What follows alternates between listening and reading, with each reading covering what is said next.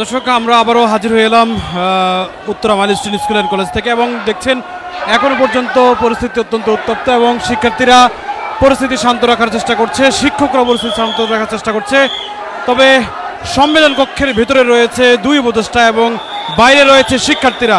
এই পরিস্থিতিতে এখনো পর্যন্ত মাঠ ভর্তি শিক্ষার্থী, দেখছেন হাজার হাজার শিক্ষার্থী এখন পর্যন্ত মাঠের ভিতরে অবস্থান করছে। আমরা একটু দেখানোর চেষ্টা করি, কয়েক হাজার শিক্ষার্থী এই মুহূর্তে মাঠের বাইরে মাঠের ভিতরে অবস্থান করছে, বিল্ডিংয়ের ভিতরে অবস্থান করছে শিক্ষার্থীরা এবং দুই উপদেষ্টা এই মুহূর্তে ভিতরে অবস্থান করছেন এবং মূলত তারা পরিদর্শনে এসেছিলেন। পরিদর্শনে এসে তারা মূলত অবরোধের শিকার হন।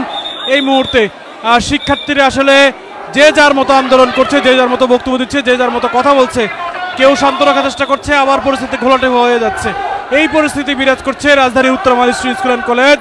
আর জানেন যে গতকালকে এই বিক্ষুব্ধ মানুষেরা মূলত উদ্ধার অভিযানে নিজেরাই চেষ্টা করছিলেন উদ্ধার অভিযান করতে এবং এই পরিস্থিতিতে অসংখ্য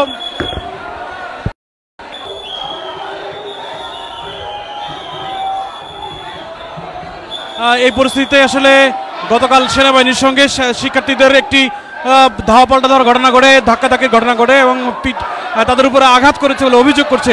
এই পরিস্থিতি এখন পর্যন্ত বিচারের দাবিতে শিক্ষার্থীরা তারা কিন্তু আন্দোলন করছে মাইলস্টোন স্কুল অ্যান্ড কলেজে।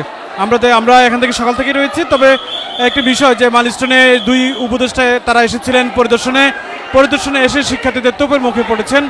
এখন ভিতরে সম্মেলন কক্ষের ভিতরে রয়েছে উপদেষ্টারা, বাইরে অবস্থান করছে শিক্ষার্থীরা।